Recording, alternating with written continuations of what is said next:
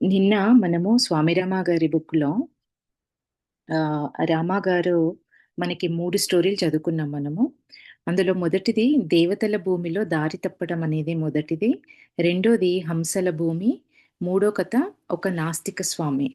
ఈ 'దేవతల భూమిలో దారి తప్పటము' అనేది రామ గారు జ్ఞానగంజ్ అనే ప్లేస్‌కెళ్ళాలని చాలా బలంగా ఎప్పటినుంచో ఒక కోరికుండేది అని చెప్పారు.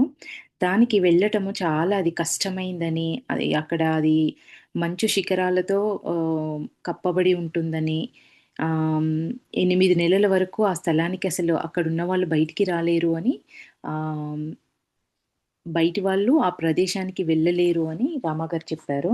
రామాగారితో పాటు రామాగారికి వెళ్ళాలని ఉంది అన్న ఈ కోరిక ఉంది అని రామాగారితో పాటు ఇంకొక నలుగురు సన్యాసులు కైలాస పర్వతానికి వెళ్ళడానికి రామాగారితో జాయిన్ అయితారు. అందరూ కలిసి ప్రయాణం మొదలుపెడతారు. ఆహ్, వాళ్ళు నడుస్తూ ఉన్న క్రమంలో పెద్ద పెద్ద మంచు పర్వతాలు కరిగిపోయి అవి కదులుతూ రావడము, వాళ్ళు నడుస్తుంటే ముందు, వెనక పడుతూ ఉండడము, అది ఎంతో భయంకరంగా వాళ్ళందరూ భయపడుతూ ఉంటారు. రామగారికి ఆ పరిస్థితులన్నీ అలవాటే అని రామగారు చెప్పారు. అంటే ఆయన హిమాలయాల్లోనే ఉండేవారు కాబట్టి, ఇట్లా పెద్ద పెద్ద మంచు దిబ్బలు కదులుతూ రావడము, పైనుంచి పడిపోవడము, అట్లాంటి ప్రమాదాలు ఎన్నో చూశాను నేను. నాకు అవేం కొత్త కాదు. కానీ ఎవరైతే ఈ నలుగురు సన్యాసులు రామగారితో జాయిన్ అయిన వాళ్ళుంటారో, వాళ్ళు విపరీతంగా భయపడుతూ ఉంటారు. ఈ క్రమంలోనే ఆ మంచు దిబ్బల నుంచి తప్పించుకుంటూ నడిచే క్రమంలో వాళ్ళు దారి తప్పుతారు. దారి తప్పిపోయి అప్పటికి వాళ్ళు ప్రయాణం 2 రోజుల నుంచి నడుస్తూనే ఉంటారు. తినడానికి ఏముండదు. అందరూ రామాగారిని బ్లేమ్ చేస్తూ ఉంటారు. "నువ్వు హిమాలయాల్లోనే ఉన్నావు గదా! నీకు తెలీదా? మమ్మల్ని తీసుకొచ్చే ముందు ఎక్కడికెళ్ళాలి? ఎట్లా వెళ్ళాలనేది నువ్వు చూసుకోవా?" అని చెప్పేసి రామాగారిని బ్లేమ్ చేస్తారు.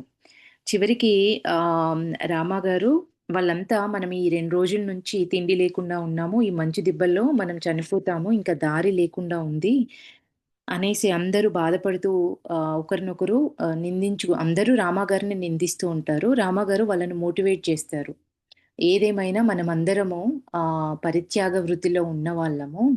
మనము ఆ దేవుణ్ణి ప్రార్థన చేద్దాము. కనీసం మనం చనిపోయే ముందైనా ఆ దైవ ప్రార్థనలో గడపడం అనేది సరైంది అనేది రామగారు వాళ్ళకి చెప్తారు.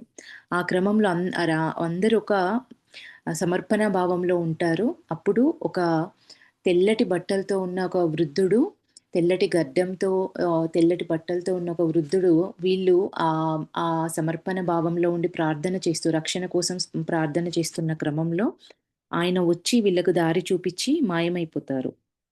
ఆ ప్రదేశంలో, ఆ దేవతల భూమిలో ఇట్లాంటి శక్తి ఎవరైతే కష్టాలలో ఉన్నారో వాళ్ళకి దారి చూపిస్తుంది అని చెప్పడానికి మనకి ఈ కథ చెప్పారు రామగారు. నెక్స్టొచ్చేసి హంసల భూమి అని రామగారు ఆహ్, 3 హేమంతాలు అంటే 3 చలికాలాలు అక్కడ ఆ ప్రదేశం గంగోత్రి ప్రదేశంలో ఉండి, మౌనంలో ఉంటూ సాధన చేసుకున్నానని, ఆ సమయంలో ఆయన గోధుమలు, పప్పులతో కలిసిన మొలకెత్తిన గోధుమలు, పప్పులను అందులో కొంచెం సాల్ట్ కలుపుకొని తింటూ, మౌనంగా ఉంటూ, ఆ 3 హేమంతాలు సాధన చేశానని మనకు ఇందులో చెప్పారు. గంగోత్రి సమీపంలో. అదే ఆ రామగారు ఉండే ప్లేస్‌కి ఆయనుండే ఆ గుహకి దగ్గరలో ఒక చిన్న గుహలో కృష్ణాష్టం అనే ఒక గురువుగారు ఆయన చాలా ప్రఖ్యాతిగాంచిన గురువు అని చెప్పేసి ఆయన గురించి చెప్పారు. ఒకరోజు రాత్రి భయంకరమైన బ్రహ్మాండమైన ఏమని చెప్పారు, ఎన్నో బాంబులు ప్రేలాయేమో అన్నట్లు చెవులు దద్దరిల్లే అంత ఒక పెద్ద శబ్దం వినిపిస్తుంది. అది ఒక పెద్ద బ్రహ్మాండమైన మంచు కొండ పైనుంచి ఎవరైతే ఈ కృష్ణాశ్రమ్ అనే ఒక ఆయన మౌనంలో ఉంటున్న వ్యక్తి ఒంటరిగా ఉంటూ సాధన ఒక చిన్న గుహలో సాధన చేస్తూ ఉంటారు. ఆ మంచు దిబ్బ పెద్ద కొండ, మంచు కొండ పైనుంచి ఆయన గుహ పైన పడుతుంది. రామగారు ఏమైందో అని చెప్పేసి అది చీకటి సమయము. ఆయన పరిగెత్తుకుంటూ ఎళ్తారు. ఏమైందో ఆయనకి అని చూడ్డానికి.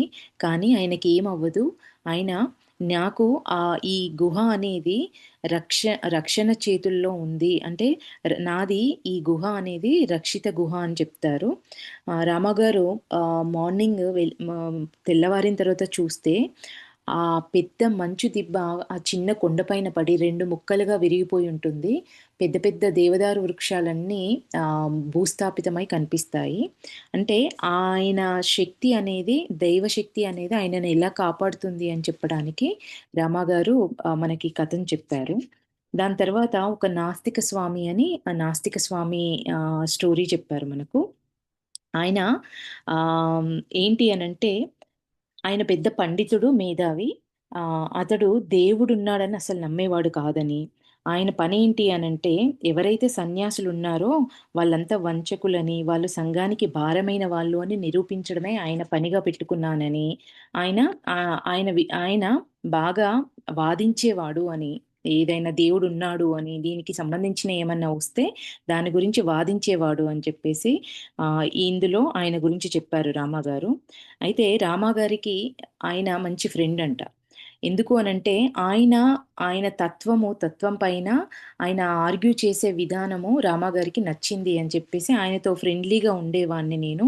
కాకపోతే ఆయనకి తెలియనిది ఏంటంటే మనకెప్పుడూ ఒక దేవుడు అనేవాడు ఉన్నాడు. మనల్ని రక్షించే మనం చూసిందే కాకుండా అతీతమైంది ఉంది అని ఆయనకు తెలియజెప్పాలని రామాగారు అనుకుంటారు. దానికి రామాగారు ఏం చేస్తారంటే ఒక ప్లాన్ జేస్తారు. హిమాలయాల్లో ఒక మంచి ప్లేసు సమ్మర్‌లో చాలా బావుంటుంది. మనం అక్కడికెళ్దాము. మీకు అప్పుడు ఆ ప్లేస్ ఎంతో రమ్యంగా, ఆహ్లాదకరంగా ఉంటుంది సమ్మర్‌లో అని చెప్తే ఆయన చానా ఇష్టపడతాడు. దేవుడు దర్శనాలు ఇట్లాంటివంటే నాకు నచ్చదు కానీ ఇవి నచ్చుతుంది. సందర్శన కోసం వెళ్ళడం, చూడడము ప్రకృతిని అనంటే నాకిష్టమని జెప్పేసి రామాగారు ఆ హిమాలయాలకి బయలుదేరుతారు. రామాగారు ఆయన్ని 15,000 అడుగుల ఎత్తులోకి తీసుకెళ్ళి అక్కడ ఓ రాత్రి ఉందామని డిసైడ్ అవుతారు. రామాగారి ఉద్దేశ్యం ఏంటి అనంటే, ఆయన ఒక నిస్సహాయ స్థితిలో ఉన్నప్పుడు ఆ టైంలో ఆ భయం నుంచి ఆయనకి ఒక దైవ రక్షణ అనేది ఉంటుంది అని తెలియజేద్దాము అనేది అంటే ఒక ఛాన్స్ దొరుకుతుందేమో ఆయనకు తెలియజేయడానికి అనేది రామాగారు అనుకుంటారు. అలానే జరుగుతుంది. ఆ 15,000 అడుగుల ఎత్తులో విపరీతమైన స్నో పడడం స్టార్ట్ అవుతుంది. ఇంకా ఆయన భయపడుతూ ఉంటాడు. రామాగారు చెప్తారు. మన దగ్గర చాలా చిన్న టెంట్ ఉంది మన దగ్గర. ఈ టెంట్ కూడా కంప్లీట్‌గా స్నోతో కవర్ అయిపోతుంది. మనము ఈ స్నోలో భూస్థాపితం అయిపోతాము. మొత్తం కప్పబడి ఇందులోనే మనం చనిపోతాము. నాకు ఆ దేవుడు నా చెవుల దగ్గర చెప్తున్నాడు అనేది ఆయనకు చెప్తాడు రామాగారు. ఇప్పుడు నువ్వు కనుక ఆ దేవుడిని ప్రార్థిస్తే మనకి ఈ స్నో ఆగిపోతుంది. ఆహ్, ఆహ్, సన్‌లైట్ ఒస్తుంది. సూర్యరశ్మి వస్తుంది. మీరు ఆ ప్రార్థన చేయండి అనంటే ఆయన ససేమిరా ఒప్పుకోరు. అది అది నేను చానా కఠినమైన ప్రతిజ్ఞ చేసుకున్నాను. నేను ఇట్లాంటివన్నీ నమ్మను. నా కంటికి కనిపిచ్చేది మాత్రమే నేను నమ్ముతాను అని మళ్ళీ ఆర్గ్యూ చేయడం స్టార్ట్ చేస్తాడు. అట్లయితే ఇంక రామాగారు మీ ఇష్టం అని చెప్పేసి వదిలేస్తారు. విపరీతమైన స్నో టెంట్ చుట్టూ పడిపోతుంది. ఈయనకి ఊపిరాడదు. ఊపిరాడట్లేదని చెప్పేసి ఒక చిన్న స్నోలో ఒక చిన్న గోతి తవ్వుతారు. గాలి రావడం ఊపిరి తీసుకోవడానికి కోసమని. అది కూడా కాస్త సమయంలోనే అది మొత్తం స్నోతో కప్పబడిపోతుంది. ఇంకా రామాగారు గూడా అనుకుంటారు. ఏదైనా ర ఒక ఏదో ఒకటి జరుగుతుంది. ఏంటి అనంటే ఒకటి ఆ భగవంతుడి అనుగ్రహాన్ని ఉంటే మనం బ్రతికుంటాము. లేదు అంటే చనిపోతాము అనే స్థితిలోకొచ్చేస్తారు. ఆ సమయంలో ఇంకా ఈయన ఇంకా చేసే ఏది లేక గత్యంతరం లేక భయంతో సరే నేను ఇప్పుడు నేను ప్రార్థిస్తాను. ఒకవేళ స్నో ఆగకపోతే మాత్రం నేను చంపేస్తాను అని ఆయన రామాగారితో అంటారు. ఆయన ప్రార్థించడం మొదలుపెడతాడు. రామాగారు కూడా ఈ వ్యక్తి మారడానికి ఇది సరైన సమయము అని చెప్పేసి తను ప్రార్థన మొదలుపెడతారు. ఈ స్నో ఆగిపోవాలి, సన్‌లైట్ రావాలి అని చెప్పేసి. కాస్త కాస కాస్త సమయంలోనే స్నో ఆగిపోతుంది. సూర్యరశ్మి బయటికొస్తుంది. ఇంకా ఆయన ఆ క్షణంలో ఒక ఒక మార్పు ఓకే. మనకు ఒక అతీతమైన శక్తి అనేది ఉంది. అదెప్పుడూ మనని రక్షిస్తూ ఉంటుంది అనేది ఆయన నమ్ముతారు. ఇంకా అప్పటినుంచి ఆయన ఒక ఒక బుక్ గూడా 'భగవత్ సంకీర్తన' అనే ఒక బుక్ రాశారని, దాని పేరు 'మహిమ్నా సూత్ర' అని ఆహ్, ఈ సంకీర్తనల పైన వ్యాఖ్యానం రాశారని, ఆయన ఎప్పుడు ఎవరైనా భగవంతుడి గురించి మాట్లాడితే ఒక కన్నీటి ప్రేమతో కూడిన ఒక కన్నీటి ధారలు ఆయన కంటి నుంచి వస్తాయని, ఆయన లోపల మార్పు ఈ కథ ద్వారా మనకి రామగారు చెప్పారు. నిన్నటి మనం చదువుకుంది ఫ్రెండ్స్. ఈరోజు 'మృత్యువుతో ముఖాముఖి' అనేది ఈరోజు చాప్టరు. ఈ కథ యొక్క మొదలు నేను 7 ఏళ్ల వయసులో ఉండగాను, ముగింపు నేను 28 ఏళ్ల వయసులో ఉండగాను జరిగింది. ఇప్పుడు చెప్పే ఈ కథ రామాగారు 7 ఏళ్లలో ఉన్నప్పుడు మొదలైంది. దీని ఎండేమో 28 ఏళ్ల వయసులో జరిగింది. ఈ కథ స్టోరీ అనేది చెప్తున్నారు. నాకు 7 ఏళ్ల ప్రాయంలో మా బంధువుల్లో ఒకతను నా భవిష్యత్తు గురించి ఆలోచించడానికని కాశీకి చెందిన చాలామంది చదువుకున్న పండితులను, జ్యోతిష్కులను ఆహ్వానించాడు.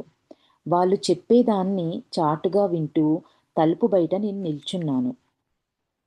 28 ఏళ్లకి ఈ పిల్లవాడు చనిపోతాడు అని వాళ్ళంతా అన్నారు. అంతేకాకుండా నేను ఏ రోజు చనిపోతానో కూడా ఖరారుగా తెలిపారు. నేను బాగా కలత చెంది వెక్కి వెక్కి ఏడవడం మొదలుపెట్టాను. నా జీవితకాలం ఎంతో తక్కువ. ఏమి సాధించకుండానే నేను మరణిస్తాను. నా జీవిత ధ్యేయాన్ని ఎలాగ పూర్తి చేయగలను అని నేను తలిచాను. నా గురువుగారు నా దగ్గరకు వచ్చి, "నువ్వు ఎందుకేడుస్తున్నావు?" అని అడిగారు. నేను మరణించబోతున్నాను అని అతనికి చెప్పాను. "అది నీకెవరు చెప్పారు?" అని గురువుగారు అడిగారు. లోపల ఉన్న జ్యోతిష్కులను చూపిస్తూ వాళ్ళందరూ అన్నారు అని రామగారు వాళ్ళ గురువుకి చెప్పారంట. అతను నా చెయ్యి పట్టుకొని పద అంటూ నన్ను గదిలోకి తీసుకెళ్లారు. జ్యోతిష్కులకు ఎదురుగా నిలబడి ఈ బాలుడు 28 ఏళ్ల వయసులో మరణిస్తాడని నిజంగా తలుస్తున్నారా అని అడిగారు. అంటే ఈ బాలుడు 28 ఏళ్ల వయస్సులో మరణిస్తాడని మీరు నిజంగానే అనుకుంటున్నారా? ఖచ్చితంగా చెప్తున్నారా? అనేసి అడిగారంట. వాళ్ళందరూ ఏకగ్రీవంగా అవును అంటూ సమాధానం ఇచ్చారు. నిస్సందేహంగానా అని మళ్ళీ అడిగారు గురువుగారు. అవును. ఆ సమయానికి ఆయన మరణిస్తాడు. దానిని ఆపే శక్తి ఎవ్వరికీ లేదు. మా గురువుగారు నా వైపు తిరిగి, నీకన్నా ముందు ఈ జ్యోతిష్కులందరూ మరణిస్తారని, నువ్వు చాలా కాలం జీవించి ఉంటావని నీకు తెలుసా? ఎందుకంటే నా ఆయువు నీకిస్తున్నాను అని గురువుగారు అన్నారు. అలాగే జరిగింది కూడా. అలాంటిది ఎలాగ సాధ్యం అన్నారు వాళ్ళు. మీరు భవిష్యత్తు గురించి చెప్పింది తప్పు.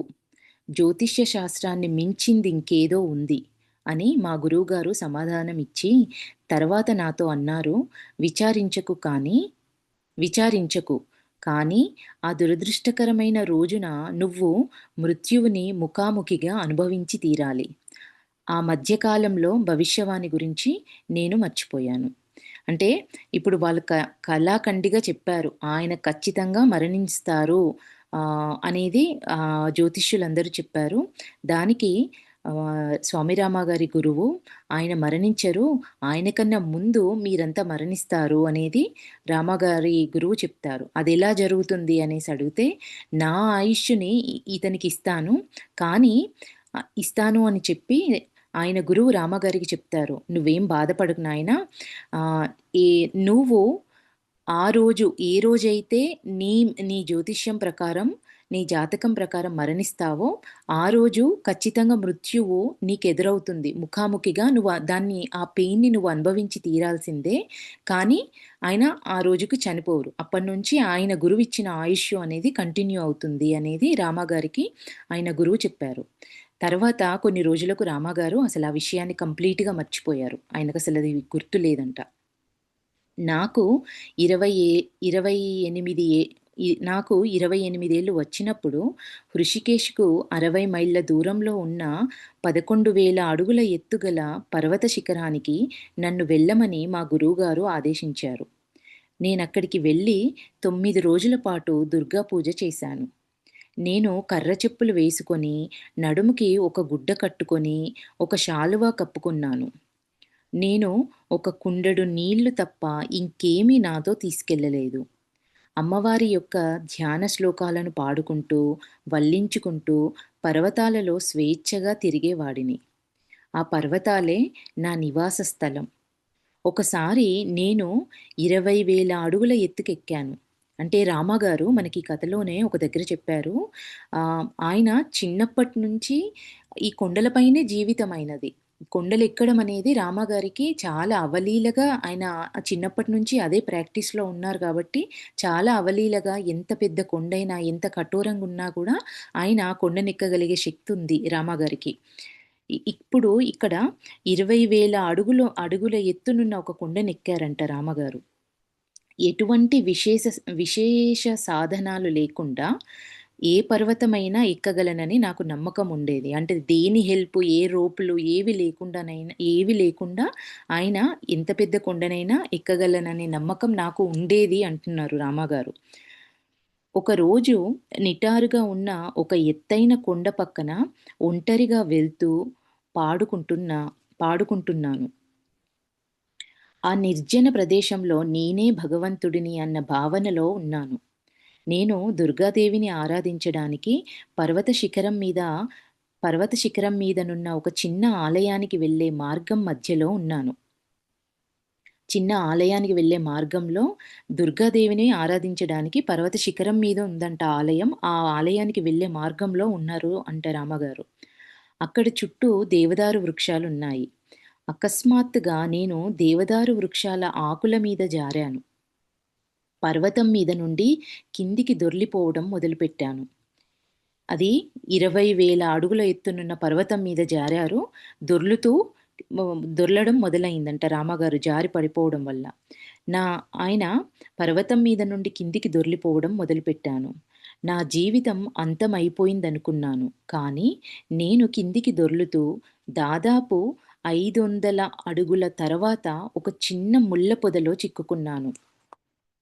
ఒక పదునైన చిన్న కొమ్మ నా కడుపులో చొచ్చుకుపోయి నన్ను పట్టేసింది. అక్కడ కొండ చాలా ఏటవాలుగా ఉంది. నా బరువుకి ఆ పొద ఊగడం ప్రారంభించింది.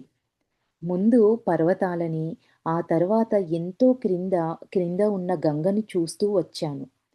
నేను కళ్ళు మూసుకున్నాను. మళ్ళీ కళ్ళు తెరిచేసరికి కడుపులో ఆ కొమ్మ గుచ్చుకుని హ్మ్, ఆ కొమ్మ గుచ్చుకున్న చోట నుండి రక్తం రావడం చూశాను. కానీ దాపరిస్తున్న మృత్యువుతో పోలుస్తే అది ఏమీ కాదు. ఆసన్నమవుతున్న మృత్యువు యొక్క వ్యాకులతతో బాధ గురించి నేనేమీ పట్టించుకోలేదు. అంటే ఆ రక్తం కారుతూ ఆ కొమ్మ కడుపులో కుచ్చుకొని ఒక కొక్కిలాగా ఆయన దానికి వేలాడుతున్నా అంత భయంకరమైన నొప్పి గురించి గూడా ఎందుకంటే నేను చనిపోతున్నాను. నా జీవితం ఇక్కడ అంతమైపోతుంది అనే బాధ ముందు ఆ బాధ రామగారికి ఏం లేదంట. నాకు వచ్చిన మంత్రాలన్నీ వల్లించాను. ఆఖరుకు బౌద్ధుల మంత్రాలన్నీ కూడా వల్లించాను. నేను చాలా మఠాలకి వెళ్ళి అన్ని మతాల యొక్క మంత్రాలను నేర్చుకున్నాను. కానీ ఏ మంత్రం పనిచేయలేదు.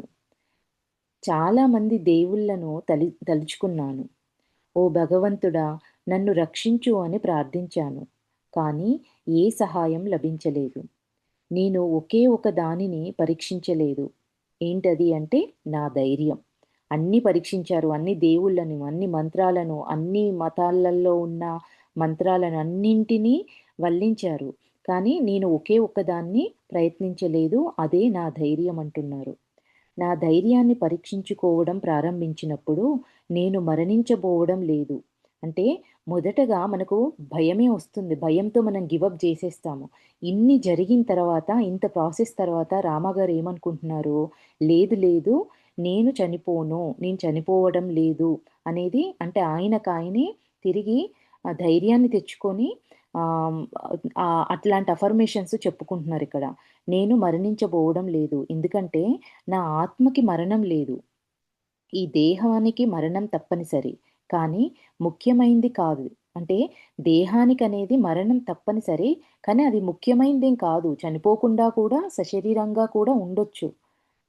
ఒకవేళ చనిపోయినా ఏం చనిపోతుంది? శరీరం పోతుంది కానీ ఆత్మకనేది మరణం లేదు అనేది రామాగారు అనుకుంటున్నారు. నేను శాశ్వతమైన వాడిని. నేనెందుకు భయపడుతున్నాను? నా శరీరంతో నన్ను నేను గుర్తించుకుంటున్నాను. ఎంత మూర్ఖుడిని అని తటాలున జ్ఞాపకం వచ్చింది. అంటే అప్పటి వరకు నేను చనిపోతున్నా, చనిపోతున్నా అనుకున్నారు. కానీ రామాగారికి జ్ఞానం అంటే ఆ భయం నుంచి పక్కకొచ్చేసి ఆలోచించేటప్పటికల్లా జ్ఞానము అనేది కరెక్టే కదా! నేను కాదు గదా! నేనంటే ఏంటి? నా ఆత్మ, ఆత్మకసలు చావు లేదు కదా! నేనెందుకు ఇట్లా ఆలోచిస్తున్నాను మూర్ఖంగా అనేది రామాగారు అంటున్నారు. దాదాపు 20 నిమిషాల వరకు నేను ఆ పొద మీద వేలాడుతూ ఉన్నాను. అప్పుడు మా గురువుగారు చెప్పిన ఒక విషయం గుర్తుకు వచ్చింది. అదేమిటంటే, "దీన్ని అలవాటుగా చేసుకోకు. కానీ నేనెప్పుడు నిజంగా అవసరం ఉండి నన్ను తలుచుకుంటావో, నేను ఏదో ఒకలాగా నీ దగ్గరుంటాను." అంటే చిన్నప్పుడు చానా తుంటరి పనులు జేసేవారు గదా! అందుకే రామాగారికి ముందుగానే జెప్తున్నారు. "నేను నీకొకటి చెప్తాను. దీన్ని అదే పనిగా అలవాటు చేసుకోకు. ఎప్పుడు పడితే అప్పుడు దీన్ని వాడకు. నీకు నిజంగా ఎప్పుడైతే నా అవసరం ఉంటుందో అప్పుడు నన్ను తలుచుకో. నేను నీ దగ్గరుంటాను" అని ఎప్పుడో రామాగారికి ఆయన గురువు చెప్పారంట. అది రామాగారికి ఇప్పుడు గుర్తుకొచ్చింది. నా ధైర్యాన్ని పరీక్షించుకున్నాను. ఇప్పుడు మా గురువుగారిని కూడా పరీక్షించాలి. ఆయన చెప్పింది నిజమో లేదో అని ఇప్పుడు గురువుగారిని కూడా పరీక్షించాలి అనుకుంటున్నారు. శిష్యుడికి ఇది సహజం. గురువుని పరీక్షించడం శిష్యుడికి సహజం అంటున్నారు. ఎప్పుడూ అతను తన గురువుగారిని పరీక్షించాలని అనుకుంటాడు. గురువుగారిలో దోషాల కోసం వెతుకుతూ, తన సొంత బలహీనతలను ఎదుర్కోడానికి తప్పించుకుంటాడు. అంటే మా గురువుగారే అది జేస్తారు గదా! నాదేముంది ఆయననే జేస్తున్నప్పుడు నాదేముందిలే అని శిష్యులు ఇలా అనుకుంటారు అని రామగారు అంటున్నారు. ఎక్కువ రక్తస్రావం వలన నాకు కళ్ళు తిరగడం ప్రారంభమైంది. అంతా మసకగా అయిపోయి స్పృహ కోల్పోవడం మొదలైంది. అప్పుడు నా పైన ఉన్న రహదారిలో కొందరు స్త్రీలు మాట్లాడుకోవడం విన్నాను. వాళ్ళు వాళ్ళ పశువులకు గడ్డిని వాళ్ళ పశువులకు గడ్డిని కొన్ని వేరులను ప్రోగు చేసుకోవటానికి పర్వతాలకు వచ్చారు. అందులో ఒకామె కిందికి తొంగి చూసి నన్ను చూసింది. "చూడండి, ఎవరో చనిపోయారు" అని ఆమె అరిచింది. నేను చనిపోయానని వాళ్ళు తలపోస్తే, వాళ్ళు నన్నిలాగే వదిలేస్తారు అని అనుకున్నాను. అంటే ఆయన ఎలాగో ఆ కొండపైన వేలాడుతున్నాడు. ఆయన ఎట్లా చనిపోయాడని వదిలేస్తారు అని రామగారు వాళ్ళకి నేను ఎలాగైనా బ్రతికున్నానని తెలపాలి అనుకొని, ఆయన తలకిందులుగా తలనేమో కిందికి పాదాలు పైకి ఉన్నాయి. అలా వేలాడుతున్నారంట రామగారు. తల కిందుగా ఉంది కొండకి పాదాలు పైకుండి వేలాడుతున్నారంట. వాళ్ళు కొన్ని గజాల దూరంలో ఉన్నారు.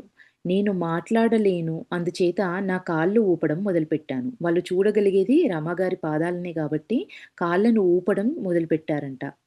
అప్పుడు వాళ్ళు లేదు లేదు అతను మరణించలేదు. అతని కాళ్ళు ఇంకా కదులుతున్నాయి. అతనింకా సజీవంగానే ఉండి ఉంటాడు అని అన్నారు. వాళ్ళు ధైర్యవంతులైన స్త్రీలు. వాళ్ళు కిందికి దిగివచ్చి, నా నడుము చుట్టూ తాడు కట్టి, నన్ను పైకి లేవనెత్తారు. ఆ కొమ్మ ఇంకా నాలోనే ఉంది. ఖచ్చితంగా ఇది ధైర్యంగా ఉండవలసిన సమయమని అనుకున్నాను. నేను నా కడుపుని లోపలికి నొక్కిపెట్టి, కడుపులో నుండి ఆ కొమ్మను లాగాను. వాళ్ళు నన్ను పైకి లాగి, ఒక చిన్న పర్వత మార్గానికి తీసుకువెళ్లారు. "మీరు నడవగలరా?" అని వాళ్ళు నన్నడిగారు. అవును అని నేను జవాబిచ్చాను. కొమ్మ వలన నాకు కలిగిన గాయం చాలా వరకు అంతర్గతంగా ఉండటం వలన నా పరిస్థితి యొక్క తీవ్రతని నేను మొదట తెలుసుకోలేకపోయాను. నేనొక సన్యాసిని కావటం వలన వాళ్ళ సహాయం లేకుండా నన్ను నేను రక్షించుకోగలనని వాళ్ళనుకున్నారు. అంటే మామూలుగా ప్రజలందరూ ఏమనుకుంటారు, ఆయనే గొప్ప స్వామి, ఆయన ఇట్లా ముట్టుకుంటానే ఎన్నో హీల్ అయిపోతాయి. ఆయననైనా రికవర్ చేసుకోలేరా? ఆయన అవలీలగా నయం జేసుకోగలరు అని చెప్పేసి అందరనుకుంటారు. అట్లా అని రామాగారిని గూడా ఆ స్త్రీలనుకోని ఆయన్ని వదిలేసి ఎళ్ళిపోయారంట. నేను ఒక గ్రామానికి వచ్చేదాకా ఆ దారిలో వెళ్ళమని చెప్పి, అక్కడకు చేరిన తర్వాత వాళ్ళ దారిన వాళ్ళు వెళ్ళిపోయారు. నేను నడవడానికి ప్రయత్నించాను. కానీ కొన్ని నిమిషాల తర్వాత స్పృహ తప్పి పడిపోయాను. మా గురువుగారిని తలుచుకొని నా జీవితం అయిపోయింది. మీరు నన్ను పెంచి నాకు అన్నీ సమకూర్చారు కానీ, ఇప్పుడు సిద్ధి పొందకుండానే మరణిస్తున్నాను అని ఆయనతో అన్నాను. అకస్మాత్తుగా మా గురువుగారు కనిపించారు. నా మనసు నా మనసు నాతో ఆడుకుంటున్నదా అనిపించింది గురువుగారు కనిపించేప్పటికి. "మీరు నిజంగా ఇక్కడున్నారా? మీరు నన్ను వదిలివేశారనుకున్నాను" అని అన్నాను. ఆయనన్నారు, "నువ్వెందుకు బాధపడతావు? నీకేమీ అవ్వదు. ఈ సమయం రో ఈ సమయం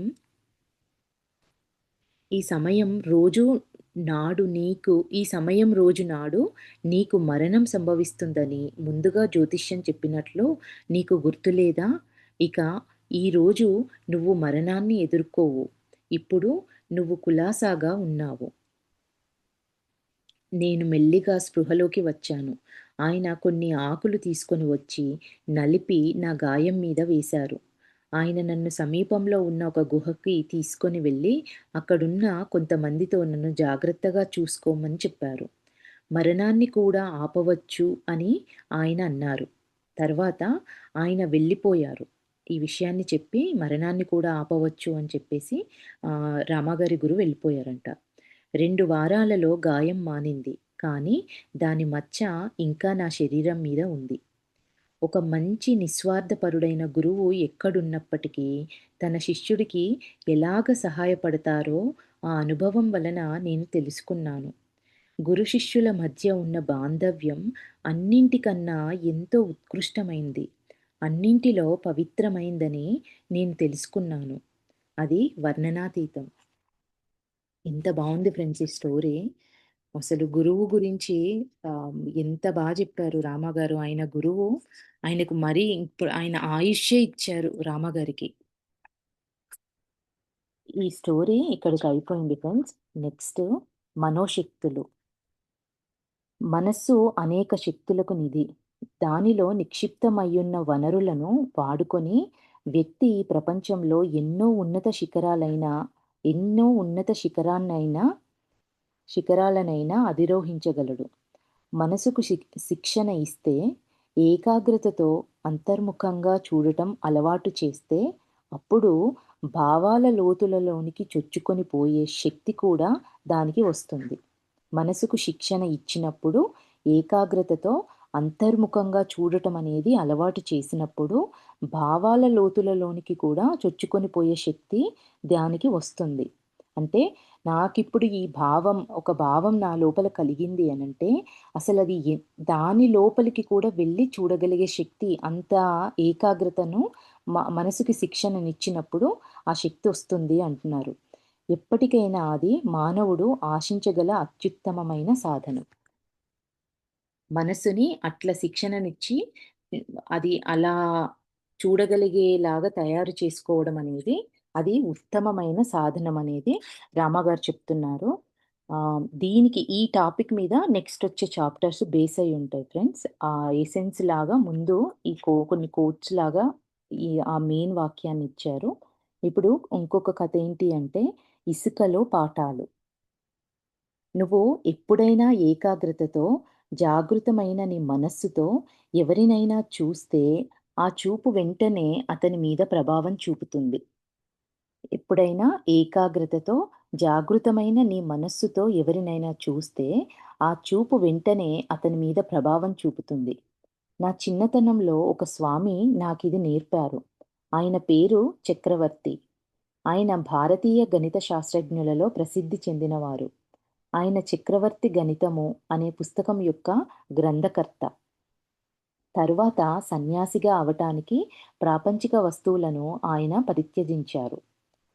ఆయన నా గురువుగారి శిష్యుడు. బాహ్యమైన దేనినైనా ప్రభావితం చేయడానికి, ఏకాగ్రతను బలపరచడానికి చూపు అంటే ఇక్కడ త్రాటక అంటే ఏకాగ్రతతో చూడ్డాన్ని త్రాటక అంటారు గదా! ఎంతో శక్తివంతమైన సాధనమని ఆయన రామగారితో చెప్పారంట. ఏదైనా వస్తువు మీద మనసుని బాహ్యంగా కేంద్రీకరింపబడినప్పుడు దానిని చూపు అంటాము. అదే చూపు అంతర్గతంగా కేంద్రీకరించితే దాన్ని ఏకాగ్రత అంటారు. అంటే జస్ట్ పైన మట్టుకే చూస్తే దాన్ని చూపు అంటారంట. పైకి చూసేదాన్ని. అదే అంతర్గతంగా చూస్తే దాన్ని ఏకాగ్రత అంటారంట. ఏకాగ్రత చెందిన మనసు యొక్క శక్తి అపారము. చూడటంలో అనేక పద్ధతులున్నాయి. ప్రతి పద్ధతి మానవ మస్తిష్కానికి ఒక భిన్నమైన శక్తినిస్తుంది. ఒకరు 2 కనుబొమ్మల మధ్య భాగాన్ని చూడవచ్చు. లేక 2 ముక్కు రంధ్రాలను కలిపే ఎముక వైపు చూడవచ్చు. అంటే ముక్కు చివరి భాగాన్ని చూడవచ్చు. లేక చీకటి గదిలోనున్న కొవ్వొత్తిని చూడవచ్చు. ఇవన్నీ ధ్యాన ఒక్కో ఒక్కో సొసైటీ యొక్క ధ్యాన విధానాలు ఫ్రెండ్స్. ముక్కు రంధ్రాలను కలిపే ఎముక వైపు చూడవచ్చు. లేక చీకటి గదిలో ఉన్న కొవ్వొత్తిని చూడవచ్చు. లేక సూర్యోదయాన్ని లేక చంద్రుడిని చూడవచ్చు. కానీ కొన్ని జాగ్రత్తలు తప్పకుండా తీసుకోవాలి. లేకపోతే శారీరకంగా, మానసికంగా వ్యక్తి తనను గాయపరుచుకునే అవకాశాలు ఉన్నాయి. దీనివల్ల అంటే కొన్ని సైడ్ ఎఫెక్ట్స్ ఉన్నాయి అని చెప్తున్నారు. ఇది చేసే పద్ధతి ప్రాపర్‌గా చెయ్యకపోతే సైడ్ ఎఫెక్ట్స్ ఉంటాయి అంటున్నారు. ప్రపంచమంతటా ఆలోచనలకున్న శక్తి గురించి తెలుసు. కేంద్రీకరింపబడిన ఒక మనసు అద్భుతాలు చేయగలదు. కానీ అది మన ఐహికమైన లాభాల వైపుకు మళ్లించినప్పుడు మనం స్వార్థపరమైన కోరికల సుడిగుండాలలో చిక్కుకుంటాము. మనసు కేంద్రీకరించినప్పుడు అద్భుతాలు చేస్తుంది. కానీ బాహ్యమైన లాభాల వైపుకు మళ్లించినప్పుడు మన స్వార్థము, కోరికల సుడిగుండాలలో స్వార్థం వల్ల కోరికలనే సుడిగుండాల్లో చిక్కుకుంటాము అంటున్నారు. చాలామంది తమ యొక్క నిజమైన గమ్యం నిర్మలమైన, ప్రశాంతమైన ఆత్మజ్ఞానమని మరిచిపోయి సిద్ధులను పొందాలనే ఆకర్షణలకు బలి అవుతుంటారు. నిజమైన గమ్యం ఏమంటున్నారు రామగారు? నిర్మలమైన, ప్రశాంతమైన ఆత్మజ్ఞానమని మరిచిపోయి నిర్మలమైంది, ప్రశాంతమైన ఆత్మజ్ఞానమని మర్చిపోయి సిద్ధులను పొందాలనే ఆకర్షణలకు బలవుతుంటారు అంటున్నారు. ఒకరోజు స్వామి ఇవాళ నేను నీకొకటి చూపిస్తాను. ఇక్కడ ఒకరోజు స్వామి ఇవాళ నేను నీకొకటి చూపిస్తాను అన్నారంట. కోర్టుకు వెళ్ళి వ్యాజ్యంలో అన్యాయంగా శిక్ష పొందుతున్న ఒక వ్యక్తి గురించి తెలుసుకొని రా అని నాతో చెప్పారు. కోర్టుకెళ్ళి ఎవరైతే అన్యాయంగా శిక్ష పొందుతున్నారో ఆ వ్యక్తి గురించి ఉన్న ఒక కేసుకి సంబంధించిన డీటెయిల్స్ తీసుకొని రమ్మన్నారంట. అందుకు నేనొక న్యాయవాదిని, ఈ కోర్టులో అన్యాయంగా విచారణ చేయబడుతున్న వారెవరైనా ఉంటే నాకు చెప్పగలరా అని అడిగారంట. ఒక న్యాయవాదిని కలిసి. ఓహ్! అలాంటి కేసు నా దగ్గరుంది అన్నాడతను న్యాయవాది. నేను తిరిగి వెనక్కి వెళ్ళాను. సరే, ఈ వ్యక్తి విడుదల చేయబడతాడో, ఇవ్వబోయే తీర్పులో ప్రతి మాట నేనిప్పుడు నీకు చెప్తాను అని స్వామి నాతో అన్నారు. ఆయన న్యాయవాది కాకపోయినా తీర్పుని నాకు వ్రాయడానికి చెప్పారు. ఎవరు ఆ స్వామిగారు ఎవరైతే అన్యాయంగా ఆయన గురించి కోర్టులో విచారణ జరుగుతున్న వ్యక్తి కేసుని తీసుకొచ్చి అంటే అది కేసు విచారణలోనే ఉంది. కానీ ఈ స్వామిగారు విచారణ తర్వాత తీర్పు ఏమొస్తుందో ఆయన ఇప్పుడు చెప్తున్నారు, రాస్తున్నారంట. తీర్పు ఏమనొస్తుందో అది. ఆయన న్యాయవాది కాకపోయినా తీర్పుని నాకు వ్రాయటానికి చెప్పారు. ఆయన చెప్తుంటే రామగారు రాశారంట. ఆయనన్నారు, "నేను కావాలని 3 తప్పులు చెప్పాను. ఆ తీర్పులో 3 తప్పులు చెప్పాను. తీర్పు సరిగ్గా నేను చెప్పినట్లే ఉంటుంది. అందులో ఈ 3 తప్పులు కూడా ఉంటాయి" అని ఆయన అన్నారు. ఆయన చెప్పింది నేను టైప్ చేశాను. ఈ చెప్పిన తీర్పు ఆ స్వామిగారు చెప్పిన తీర్పులో 3 తప్పులు చెప్పారంట కావాలని. కానీ ఆ 3 తప్పులున్నప్పటికీ కూడా నిజమైన కోర్టులో వచ్చే తీర్పులో ఆ 3 తప్పులతో సహా అది వస్తుంది. అట్లానే వస్తుంది అని ఈ స్వామిగారు రామగారితో చెప్పారంట. తర్వాత న్యాయవాధిపతి తీర్పు ఇచ్చినప్పుడు దానిలో ప్రతి మాట, కామ, ఫుల్ స్టాప్‌తో సహా అంతా స్వామీజీ నాకు చెప్పినట్లే ఉంది. ఆయనన్నారు, "నేను నీకు చెప్పి వ్రాయించిన దానిని ఆ తీర్పుతో పోల్చి చూడు. అందులో కూడా అవే 2 కామాలు ఫుల్ స్టాప్‌లు ఉండవు.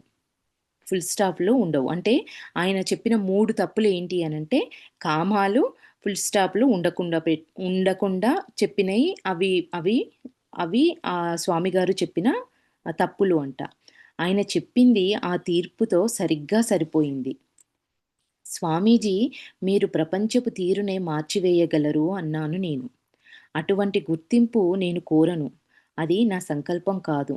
మనం చేసే పని ఒక మంచి కార్యం కోసం అయితే, ప్రపంచంలో ఏ ప్రాంతం నుంచైనా సరే, ఒక వ్యక్తి మరియొక వ్యక్తి యొక్క మనస్సుని ఎలా ప్రభావితం చేయగలడో నీకు అర్థం కావడం కోసం, నేను ఇది నిదర్శనగా చూపిస్తున్నాను.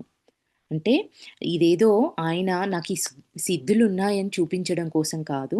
మంచి భావన కోసం మనము చెయ్యాలని నిజమైన వ్యక్తి యొక్క మనసుని ఎలా ప్రభావితం చేయగలడో నీకు అర్థం కావడం కోసం నేనిది నీకు నిదర్శనగా చూపించాను అనేది ఆయన రామాగారికి చెప్తున్నారు. ఒక మంచి కార్యం కోసం మాత్రమే నిజంగా తలిస్తే ఎట్లా చేయగలరో చూపిచ్చారంట.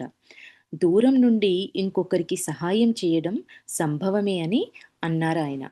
నిజంగా అయితే ఆ వ్యక్తి ఎవరో తెలీదు. ఆయన చేసిన తప్పేంటో తెలీదు. ఏమీ తెలియకపోయినా ఆ వ్యక్తి గురించి ఆయనకు రాబోయే భవిష్యత్తులో రాబోయే తీర్పును ఈయన నిస్వార్థంగా ఇ రాసారు. రాసింది రాసినట్టుగా అక్కడ అదే తీర్పొచ్చింది. అంటే ఇక్కడ ఆయనకి ఏ స్వార్థము లేదు. దాని నుంచి ఆయన ఏమి ఎక్స్‌పెక్ట్ చేయట్లేదు. ఈ శక్తి యొక్క రహస్యాన్ని నాకు చెప్పమని నేనాయనను కోరాను.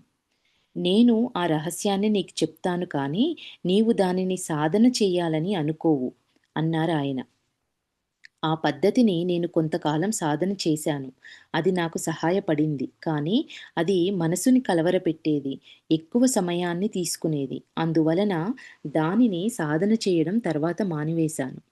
ఆ స్వామి చాలా దయగలవాడు. గణిత శాస్త్రం ద్వారా తత్వజ్ఞానాన్ని కూడా నాకు నేర్పారు. ఉపనిషత్తుల్లోని శ్లోకాలతో ప్రతి అంకెను బోధపరిచారు.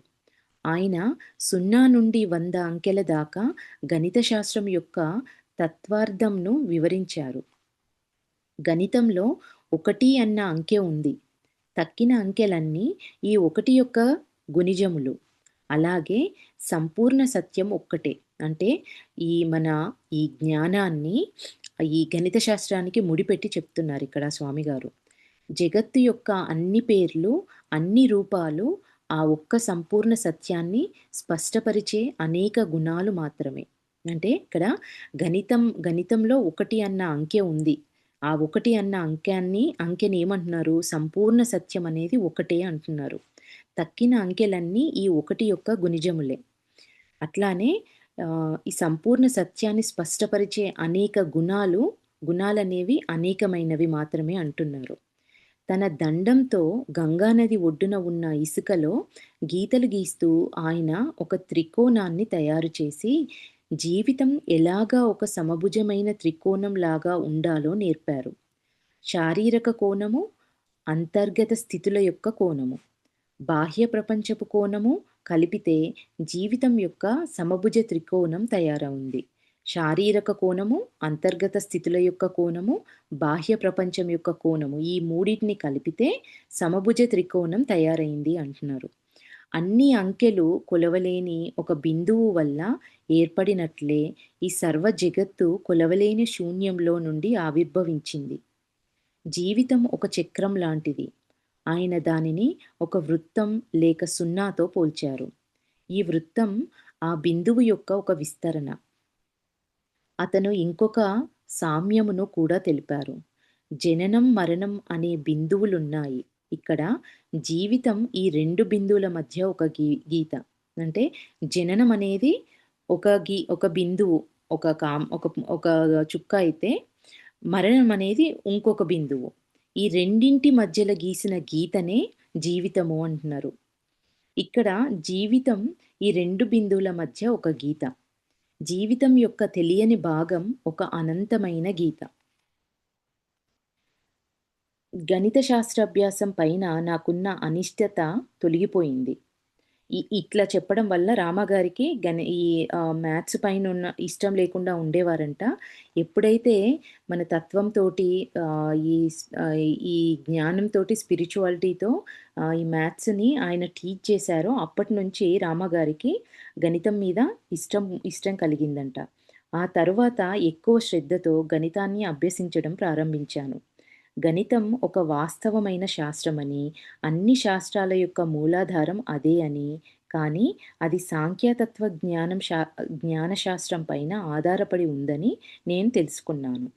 శరీరము, దాని భాగాలు, మెదడు యొక్క వివిధములైన పనులు తెలుసుకోవడానికి సాంఖ్యతత్వజ్ఞానం అతి ప్రాచీనమైన తత్వజ్ఞానం.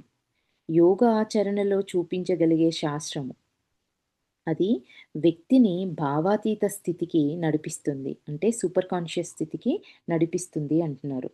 సాంఖ్యతత్వం అర్థం చేసుకోవడం ద్వారా నా మనసులో ఉన్న అన్ని తాత్విక సంబంధమైన ప్రశ్నలు తేలికగా పరిష్కరించబడ్డాయి. దానితో పవిత్ర గ్రంథాలను నేను సరిగ్గా అర్థం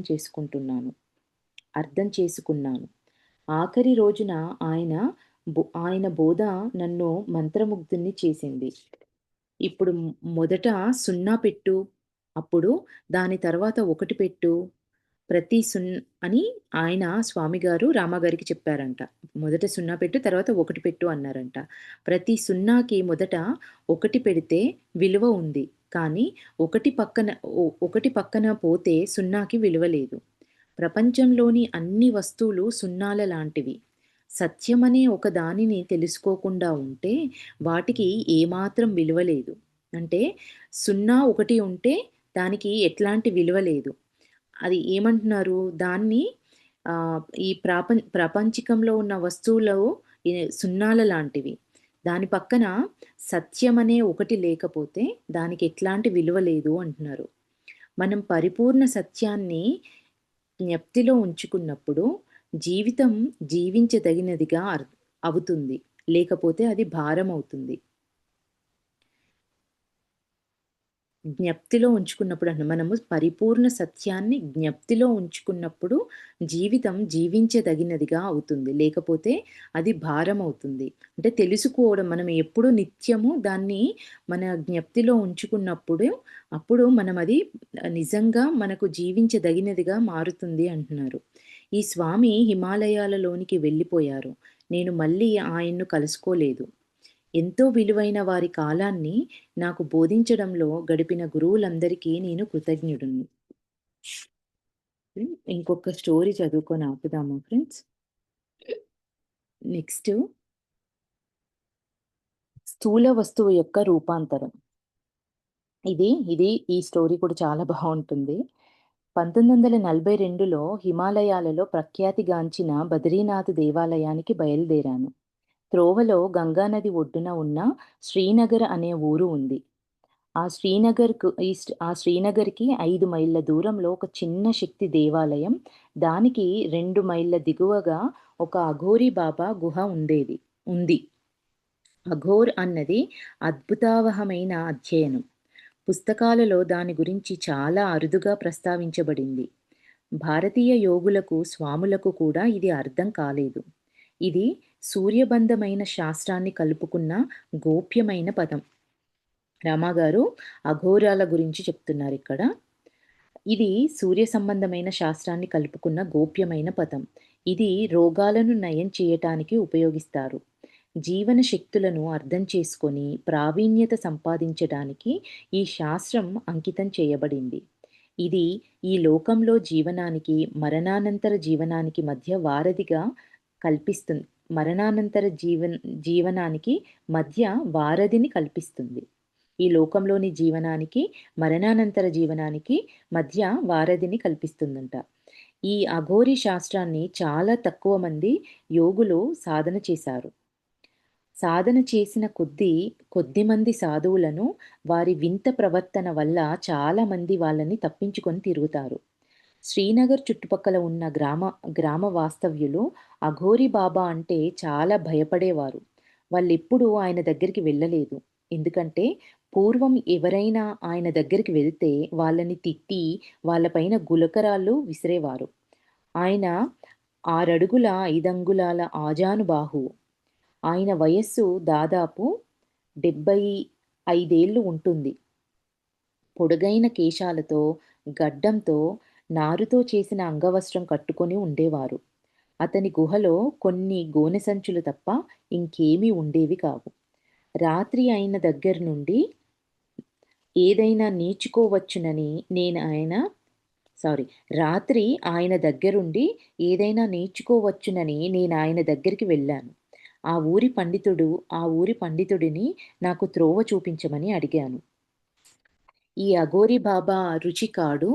ఆయన ఆ పండితుడు ఆ అఘోరి బాబా దగ్గర ఊర్లో ఉన్న ఒక పండితుడు అంటున్నారంట, ఈ అఘోరి బాబా ఋషి కాడు ఆయన.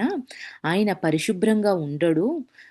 ఆహ్ ఆయన అపరిశుభ్రంగా ఉంటాడు. మీరు ఆయనను చూడటానికి ఇష్టపడరు. కానీ ఆ పండితుడు ఇష్టపడరు అని ఆయనన్నారంట రామగారితో. ఆయనొక ఋషి కాడు. ఆయన చూడ్డానికి అపరిశుభ్రంగా ఉంటాడు. ఆయనని చూడ్డానికసలు మీరిష్టపడరు అనేది ఆ పండితుడు రామగారితో చెప్పారంట. కానీ ఆ పండితుడికి మా గురువుగారి గురించి, నా గురించి బాగా తెలుసు. నన్ను బాబా గుహకి తీసుకెళ్ళడానికి ఒప్పించగలిగాను. రామాగారి గురువుగారి గురించి ఆ పండితుడికి బాగా తెలియడం వల్ల ఈయన రామాగారు ఆ పండితుడిని ఫైనల్‌గా ఒప్పించగలిగారట. ఆ అఘోరి బాబా దగ్గరికి తీసుకెళ్ళడానికి. సాయంత్రం చీకటి పడే వేళకు మేము చేరుకున్నాము. అఘోరి బాబా గంగా నదికి ఆయన గుహకి మధ్యనున్న రాతిపైన కూర్చున్నట్లు చూశాము. ఆయన తన పక్కన మమ్మల్ని కూర్చోమని అన్నారు. పండితునికి ఎదురుగా నిల్చొని నా వెనుక నన్ను తి ఆయన అఘోరి బాబా పండితుని ఎదురుగా నిల్చొని అంటున్నారంట, "నా వెనుక నన్ను తిడుతుంటావు. అయినా మళ్ళీ నమస్కారంతో పలకరిస్తావు" అని ఆయనతో అన్నారంట. ఆ పండితుడితో ఆ అఘోరి బాబా అన్నారంట, "నా వెనకాల నన్ను తిడుతుంటావు. నేను కనిపించినప్పుడు మాత్రం నాకు నమస్కారం చేస్తున్నావు" అని ఆ అఘోరి బాబా అన్నారంట. పండితుడు వెళ్ళిపోవాలనుకున్నాడు. కానీ అఘోరి బాబా, "వద్దు. నదికి వెళ్ళి నాకు ఒక కుండెడు నీళ్లు తీసుకొని రా" అని అన్నారంట. భయపడుతున్న ఆ పండితుడు నీళ్లు తీసుకొని రాగానే ఆ అఘోరి బాబా అతనికి ఒక కసాయివాడి కత్తిని ఇచ్చి, "నదిలో ఒక శవం తేలుతూ ఉంటుంది. దానిని ఒడ్డుకు తీసుకొని వచ్చి తొడ, పిక్క, కండరాలను నరికి నాకు కొంత మాంసాన్ని తీసుకొని రా" అని అన్నారంట. అధికారికంగా అన్న అఘోరి బాబా మాట పండితుని చలించివేసింది. అంటే చానా పెద్ద గొంతుతో ఆర్డరేశారంట. అంత ఆర్డర్‌గా ఈ మాటలు చెప్పేటప్పటికల్లా ఆయన పండితుడు. ఆయనకి ఏం చేయాలో తెలియక అంత పెద్ద ఆకారం ఆయనంటేనే మొదటగా ఆయనకి భయం. ఆయన్ని ఒప్పించి బలవంతంగా రామగారు ఇక్కడికి తీసుకొచ్చారాయన్ని. సో, ఆయన అంత ఆర్డరేసేటప్పటికల్లా ఆయన ఏం నిస్సహాయ స్థితిలో ఆయనను చలించి వేసిందంట ఆ మాటలు. ఆయన నేను చాలా కంగారు పడిపోయాను. ఆ పండితుడు, రామగారు ఇద్దరూ చాలా కంగారు పడిపోయారంట. ఆయన చాలా భయపడిపోయాడు కూడా. అఘోరి బాబా కోరికలను తీర్చడం అతనికిష్టం పోయినప్పటికీ కూడా అఘోరి బాబా అఘోరి బాబా కోరికలను తీర్చడం అతనికిష్టం లేకపోయింది. కానీ అఘోరి బాబా ఉగ్రుడైపోయాడు. "నువ్వు ఆ శవం నుంచి మాంసాన్నైనా తేవాలి. లేకపోతే నిన్ను నరికి నీ మాంసాన్ని తీసుకొని తింటాను" అన్నారంట అఘోరి బాబా. "నువ్వు దేనిని ఎంచుకుంటావు" అంటూ గట్టిగా అన్నారు. "నువ్వెళ్ళి కొట్టుకొస్తున్న శవము యొక్క మాంసాన్ని తీసుకొస్తావా? లేకపోతే నిన్ను నరికి నీ మాంసాన్ని తీసుకు తింటాను" అని చెప్పారు. "ఈ రెండిట్లలో నువ్వు దేన్ని చేసుకుంటావని" గట్టిగా అరిచారంట. పాపం ఆ పండితుడు బెంగతోనూ, భయంతోనూ శవం దగ్గరికి వెళ్ళి దానిని కోయడం ప్రారంభించాడు. అతను ఎంత కలత చెందాడంటే, అనుకోకుండా తన ఎడమ చేతి వేళ్ళను కూడా కోసివేసుకున్నాడు. ఆ భయంతో ఏం చేయాలో అర్థం కాక, ఆ పని చేస్తూ కూడా ఆయన ఎడమ చేతి వేలుని కోసేసుకున్నాడంట ఆయన. దాని నుండి ఎంతో రక్తం కారడం మొదలుపెట్టింది. బాబా దగ్గరికి అతను మాంసాన్ని తీసుకొని వచ్చాడు. ఆ పండితుడు, నేను ఇద్దరం మామూలు స్థితిలో లేము.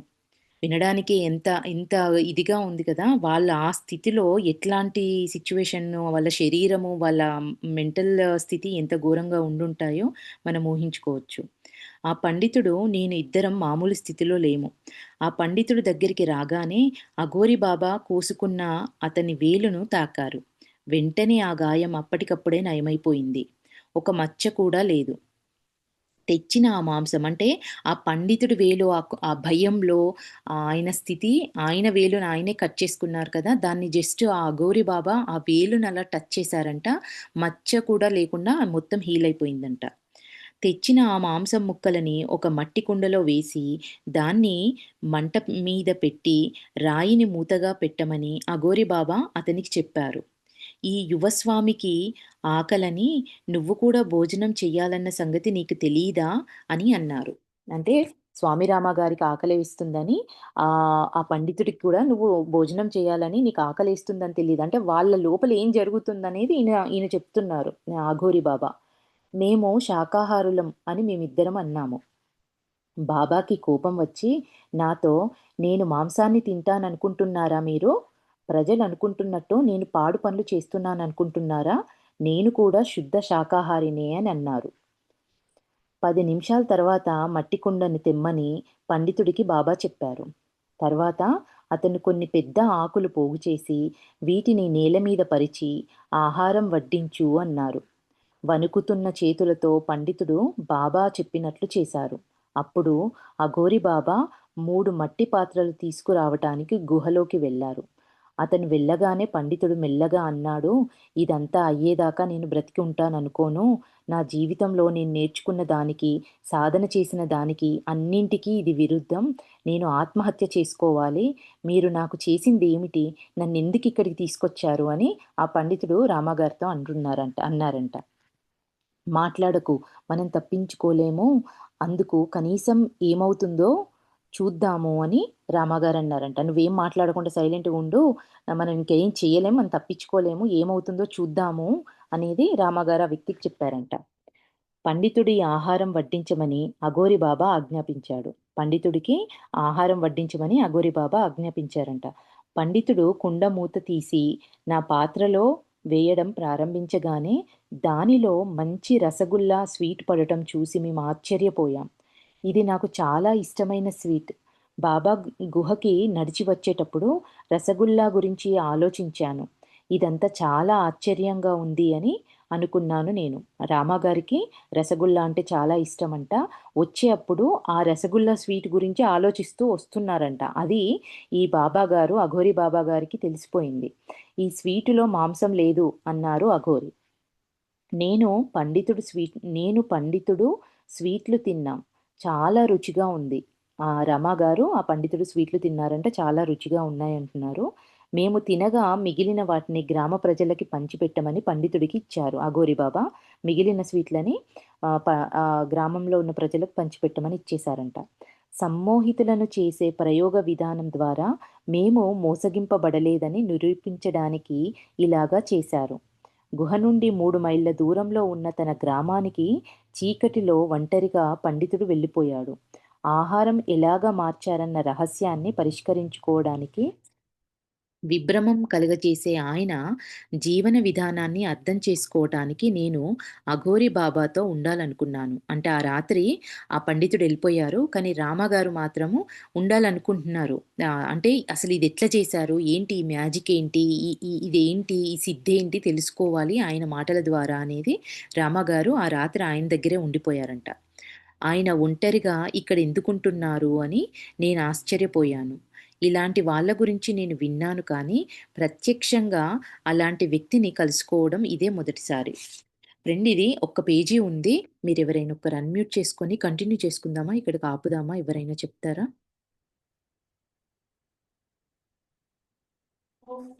పర్వాలేదండి. కంప్లీట్ చేయండి. ఓకే. అవి ఇక్కడ ఆహ్, అఘోరి బాబాతో ఉండాలనుకున్నాను. శవం యొక్క మాంసం ఎందుకు వండించాలి? అది స్వీట్‌గా ఎలాగా మారాలి? ఆయన ఒంటరిగా ఇక్కడ ఎందుకుంటున్నారు అని నేను ఆశ్చర్యపోయాను. ఇలాంటి వాళ్ళ గురించి నేను విన్నాను కానీ, ప్రత్యక్షంగా అలాంటి వ్యక్తిని కలుసుకోవటం ఇదే మొదటిసారి. నేను 2 గంటలు ధ్యానం చేసుకున్న తర్వాత, మేము పవిత్ర గ్రంథాల గురించి మాట్లాడుకోవడం ప్రారంభించాం.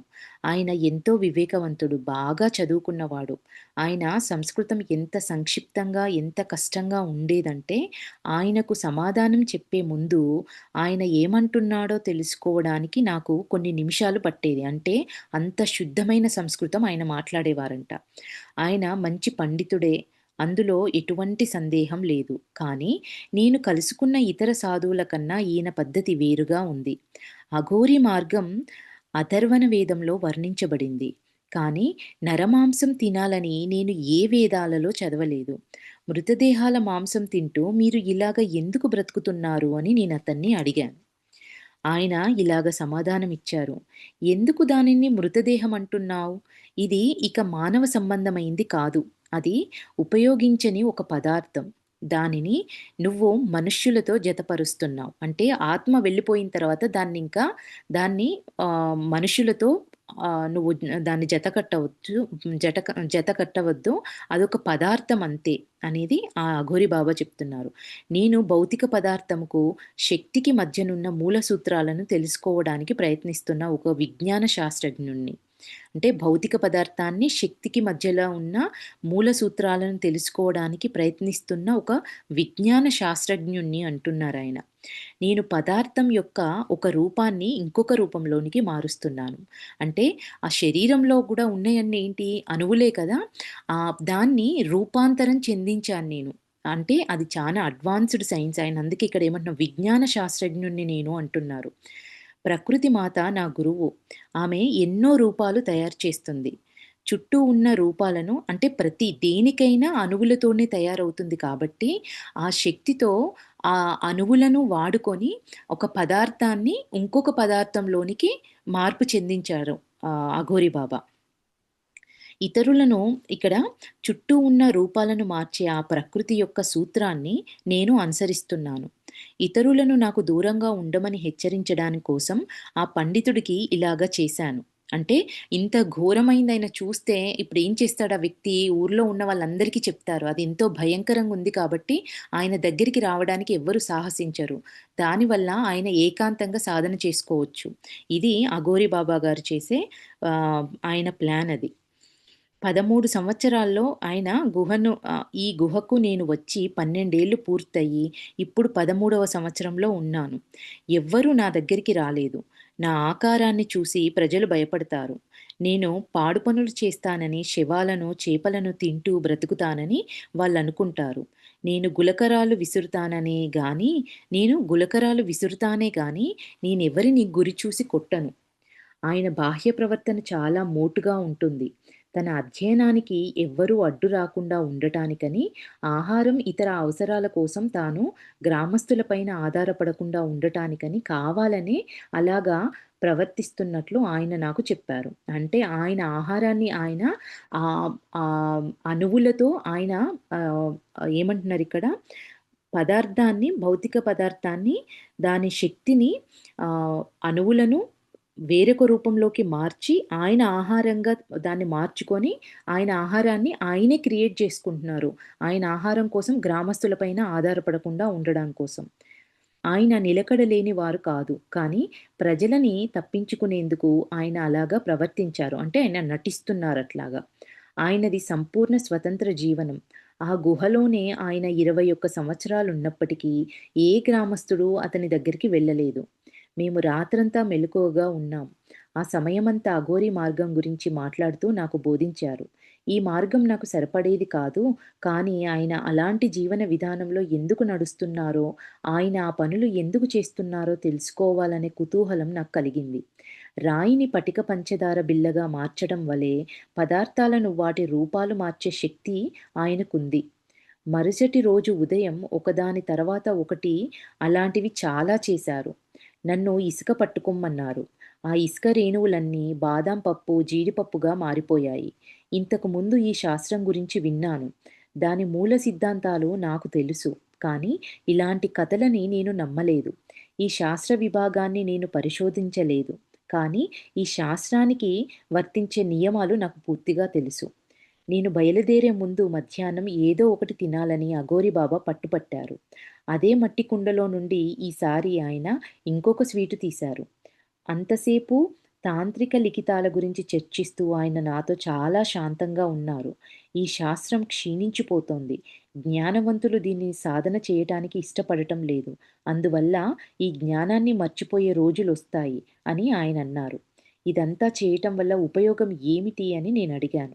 ఆయనన్నారు, ఉపయోగం అనడంలోని భావం ఏంటి? ఇది ఒక విజ్ఞాన శాస్త్రం. ఈ విద్య తెలిసిన శాస్త్రజ్ఞుడు రోగాలను పోగొట్టడానికి దాన్ని ఉపయోగించాలి. అంటే ఆయన అనారోగ్యపు అణువులను మార్చి ఆరోగ్యవంతమైన అణువులుగా మార్చొచ్చు. ఈ అణువులను మార్చే ప్రక్రియ ద్వారా ఆయన అఘోరి బాబా అనేది అదే. పదార్థాన్ని శక్తిగానో, శక్తిని పదార్థంగానో మార్చగలమని ఇతర శాస్త్రజ్ఞులకు చెప్పాలి. పదార్థాన్ని, శక్తిని నియంత్రించే సిద్ధాంతం ఒకటే.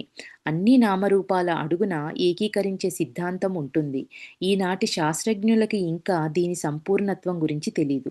దే వేదాంతము, ప్రాచీన శాస్త్రాలు ఈ జీవన మూల సిద్ధాంతాలను వర్ణించాయి. ఒకే ఒక జీవన శక్తి ఉంది. ఈ జగత్తులో అన్ని నామరూపాలు ఒక జీవన శక్తి యొక్క భిన్న రూప సముదాయాలు. పదార్థం యొక్క 2 రూపాల మధ్యనున్న బాంధవ్యము గ్రహించడం కష్టం కాదు. ఎందుకంటే మూలం ఒక్కటే. నీరు ఘనమైతే, ఇక్కడ ఎగ్జాంపుల్ ఇచ్చారు. నీరు ఘనమైతే దాన్ని మంచుగడ్డ అంటాము. అదే ఆవిరిగా మారటం మొదలుపెడితే దాన్ని ఆవిరి అంటాము. ఇవి ఒకే పదార్థం యొక్క 3 రూపాలు. అంటే ఘన రూపంలో ఉంది, నీటి రూపంలో ఉంది, ఆవిరి రూపంలో ఉంది. ఇవి ఒకే పదార్థం యొక్క 3 రూపాలు. వాటి మిశ్రమంలో ఎట్టి భిన్నత్వం లేదని చిన్నపిల్లలకి తెలీదు. అది తెలుసుకునే రూపంలో మాత్రమే భిన్నత్వం ఉంది. ఈనాటి శాస్త్రజ్ఞులు చిన్నపిల్లల్లాంటి వారు. అన్ని పదార్థాల వెనుకనున్న ఏకత్వాన్ని కానీ, ఒక రూపం నుంచి ఇంకొక రూపానికి మార్చే సిద్ధాంతాలని కానీ వారు తెలుసుకోలేకపోతున్నారు. మేధాపరంగా నేను ఆయనతో ఏకీభవిస్తాను కానీ, ఆయన జీవన విధానాన్ని నేను ఆమోదించను. ఆయన వద్దకు మళ్ళీ వస్తానని వాగ్దానం చేసి, ఆయన దగ్గర సెలవు తీసుకున్నాను. కానీ మళ్ళీ ఎప్పుడు వెళ్ళలేదు. భయంతో ముందు రోజు రాత్రి తన గ్రామానికి వెళ్ళిన ఆ పండితుడి పరిస్థితి ఎలా ఉందో తెలుసుకోవాలన్న ఉత్కంఠంతో ఆయనను చూడటానికి వెళ్ళాను. అతను పూర్తిగా మారిపోయి అఘోరి మార్గాన్ని అవలంబించాలని, అఘోరి బాబా శిష్యుడవ్వాలని అనుకోవటం నన్ను ఆశ్చర్యపరిచింది. ఈ ఈ కథ ఇక్కడికి అయిపోయింది ఫ్రెండ్స్. Thank you.